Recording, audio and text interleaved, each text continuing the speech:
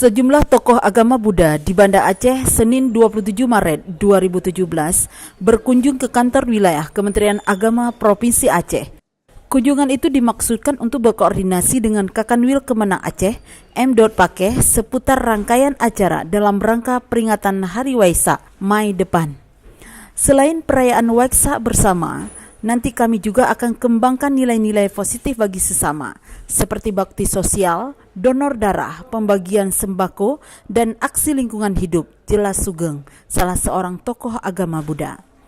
Kepala Kantor Wilayah Kementerian Agama Provinsi Aceh menyampaikan dukungannya terhadap rangkaian acara yang digelar jelang perayaan nanti.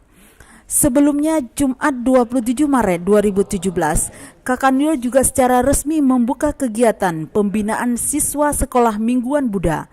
SMB ialah sekolah non-formal yang gelar pendidikan idealnya Senin sampai Sabtu, namun di beberapa tempat hanya sepekan sekali, tergantung kesepakatan.